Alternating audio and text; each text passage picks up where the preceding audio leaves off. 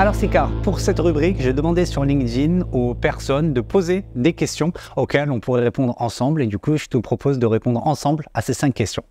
La première question de Virgile, en combinant la XR avec l'intelligence artificielle générative, quelles perspectives pourrions-nous envisager pour l'avenir de la création de contenu et ou la personnalisation des expériences utilisateurs? Wow. C'est une très bonne question. Énorme question. Surtout de la poser aujourd'hui, parce qu'il y a 4 jours, je ne sais pas si vous avez suivi, mais OpenAI a annoncé la sortie de Sora, qui est le nouveau modèle qui génère des vidéos d'une qualité absolument incroyable. Et en combinant la XR, qui est un moyen de consommer du contenu, avec un contenu produit par de l'IA, effectivement, on pourra faire presque des rêves lucides. C'est-à-dire, j'imagine juste avec un prompt simple, mets-moi sur la Lune et je suis un aventurier pirate, j'en sais rien. Et ben, hop, on pourra générer cet environnement.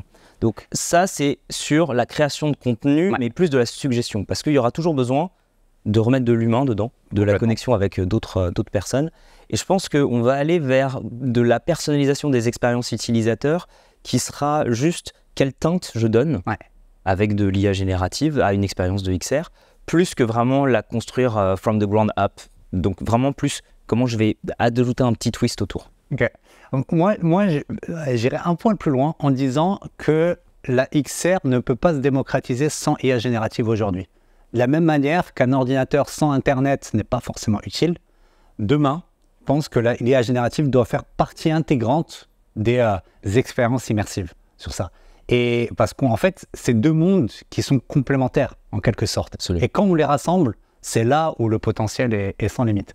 Surtout des industries. Aujourd'hui, il n'existe pas une seule industrie qui peut dire, selon moi, non, je n'ai pas besoin de réalité mixte ou spatial computing. Il n'y en a pas une qui peut dire ça aujourd'hui. Parce que si elle le dit, c'est qu'elle n'a juste pas encore conscience de son besoin. Et c'est ça qui est beau, en fait. De la même manière qu'avec l'IA, très peu sont capables de dire « Ah ben non, je n'ai pas besoin de l'IA aujourd'hui ». Donc voilà, donc on va vraiment assister à ce mariage qui va créer de belles histoires. Virgile, j'espère qu'on a répondu à ta question. Robin, on entend beaucoup parler des cas d'usage XR dans le monde professionnel, mais qu'en est-il de nos usages quotidiens? Quels seraient d'après toi les premiers usages les plus passionnants et grand public de la XR? Alors la question elle est large parce que XR, on l'a vu, c'est réalité augmentée, réalité virtuelle et ainsi de suite. Moi je vais en profiter pour passer le coucou à Cyril qui lui depuis le Oculus Go regarde tous ses films sur un casque parce que ça lui permet de regarder allongé dans son canapé et juste une nouvelle façon de consommer du contenu de loisirs, de divertissement. Apple, il y a un paquet de temps, et donc du coup il y a une dizaine d'années, il y a moins que ça, il y a 5 ans, ils ont racheté une boîte qui était spécialisée dans la diffusion de matchs de NBA en 360. Il y a beaucoup de choses autour de ça et je pense que pour le grand public, le premier usage c'est juste se dire j'ai un super grand écran et je vais pouvoir regarder du contenu de manière différente et consommer du contenu de manière différente. Donc ça va être le premier usage. L'autre c'est celui qui est déjà connu du jeu vidéo, soyons très concrets. Meta a vendu plusieurs dizaines de millions de casques pour faire du jeu vidéo aujourd'hui. Ok.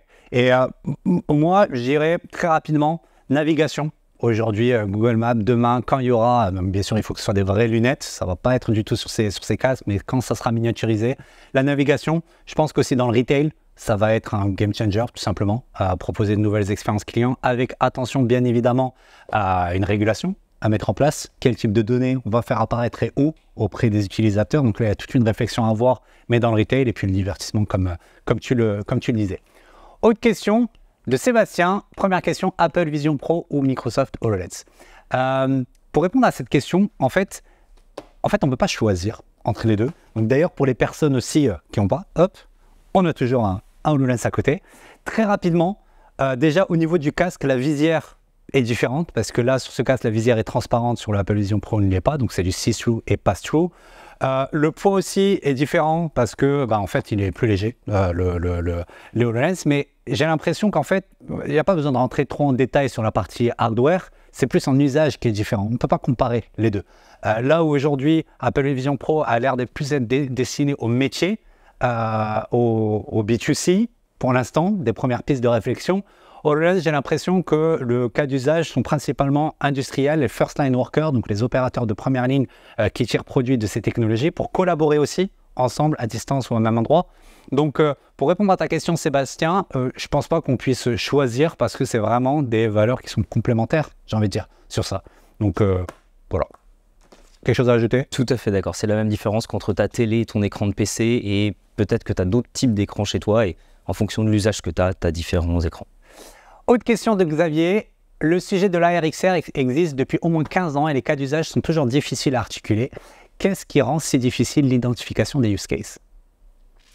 Ça, c'est une très bonne question. Et la réponse courte à ça, c'est un manque d'éducation. C'est absolument, et on en a déjà parlé, et j'en ai parlé avec pas mal de gens de l'industrie, on est toujours surpris, mais on continue d'avoir besoin de faire de l'acculturation dans les entreprises, auprès des particuliers et de tout le monde. Les gens ont testé la réalité virtuelle bien souvent il y a 5 ans ou il y a 10 ans, sur des expériences pas forcément bien calibrées, qui donnaient envie de vomir, la qualité graphique n'était pas au rendez-vous. Il faut vraiment savoir qu'entre 2 générations de casques, donc je vais parler un tout petit peu de méta, mais entre le Meta Quest Pro 2 et le Meta Quest 3, donc il y a juste une génération et 2 ans pour le grand public. La réalité, c'est que c'est la même différence entre 5 à 10 générations d'iPhone. Donc cette technologie et ce secteur a fait d'énormes progrès et les gens sont restés sur leurs impressions avec, tu sais, les cardboards là, en carton, on mettait son téléphone dedans. Ils se disent c'était ça la VR. C'est plus du tout ça aujourd'hui et c'est difficile d'identifier les bons use cases parce que les gens sont restés sur la qualité est pas bonne, ça donne mal à la tête. Essayez vraiment parce que ça déjà c'est ce qui fera évoluer l'ensemble du marché et qui fera naître beaucoup plus de use cases. Je suis complètement d'accord et je pense aussi que ça dépend aussi du marché des pays. C'est-à-dire qu'aujourd'hui, en fait, je sais qu'en Allemagne, par exemple, ils sont plus à se demander est-ce que c'est utile ou pas. Ils sont plus à se demander comment on déploie à large échelle aujourd'hui sur le sujet. Donc ça dépend aussi en fait du marché en tant que tel. Donc rien à ajouter par rapport à ta réponse. Éducation, sensibilisation, prise de conscience et prendre le temps en fait de se dire ok, maintenant on va se poser, on va comprendre c'est quoi cette technologie et tester à travers des pilotes. Et je pense qu'on commence à le voir s'accélérer de plus en plus et ça va continuer dans ce sens-là. Dernière question. Antoine, suite à l'intervention de Mark Zuckerberg, dont tu parlais d'ailleurs tout à l'heure, sur les différences de performance et de possibilités entre ces solutions et le casque Apple, faut-il mieux une liberté de créativité totale ou un environnement piloté pour développer les usages?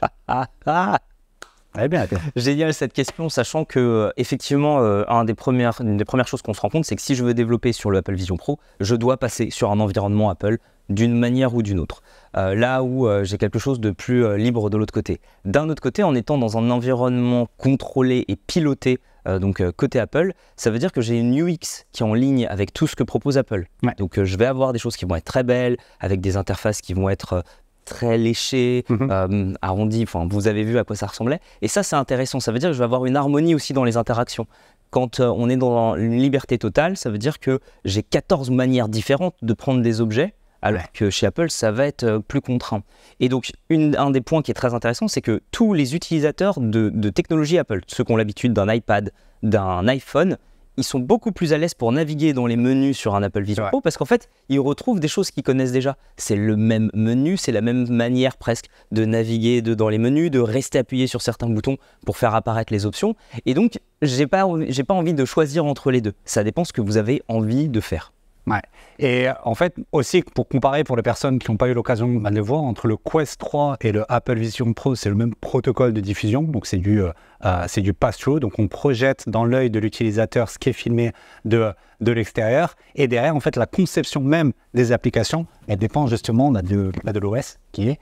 Et moi, j'ai envie de dire, en fait, il faut qu'il y ait une certaine forme de liberté créative dans un cadre qui soit défini, en fait, sur les usages. Et je trouve que aussi bien les équipes de Meta que les équipes d'Apple ont su innover, se différencier et faire accélérer le business sur le sujet. Et on n'a pas encore parlé, je suis sûr qu'il y aura d'autres acteurs qui vont se lancer. Les Samsung, on entend de plus en plus parler Samsung sur le sujet. Je pense qu'ils vont apparaître dans le secteur. Et donc, on va voir en fait d'autres catégories ouvrir. Et on est vraiment qu'au début de l'histoire. Avant d'accueillir notre prochaine invité, j'aurais une petite question pour toi. C'est aujourd'hui, est-ce que tu peux me donner 2 cas d'usage concrets de la XR dans l'industrie du luxe ou de la fashion? Ce qu'on avait vu dans la réalité virtuelle, c'est souvent on va utiliser le fait de virtualiser des éléments, du training, de la formation et autres. Et donc, ça va me permettre de faire 2 choses principales. Par exemple, de mieux accompagner les nouveaux collaborateurs. Je ne peux pas les emmener partout. L'onboarding, absolument. Je ne peux pas emmener mes équipes chinoises à Vendôme, par exemple, moi, côté Chanel, mais c'est la même chose pour Cartier, c'est la même chose pour tout le monde. Et je vais pouvoir faire découvrir ces lieux emblématiques qui font partie de l'histoire de la marque. Et donc, pour l'onboarding des collaborateurs, on va vraiment avoir cette utilité. Mais je vous parlais en même temps là, de virtualisation, ça veut dire que je vais pouvoir dématérialiser certaines choses et ça va être très intéressant parce que par exemple je vais pouvoir raccourcir les cycles de production parce que ce qui a été produit en usine, j'ai pas forcément besoin de l'envoyer, de le faire voyager et je peux le représenter virtuellement. On va parler de digital twins et autres qui vont vraiment permettre de raccourcir les délais mais aussi de diminuer l'empreinte carbone. Et donc il y a quelque chose de très intéressant autour de ces devices parce que oui, ça a un impact carbone de fabriquer ce device, mais par contre, il peut vraiment, à la longue et bien utilisé, aider à réduire les émissions de CO2, entre autres, et plein d'autres aspects, pour de l'inclusivité, pour de l'accessibilité aussi aux personnes handicapées qui peuvent du coup accéder à des endroits totalement inaccessibles, et ainsi de suite. Donc c'est des impacts qui sont économiques, écologiques et aussi humains. Absolument.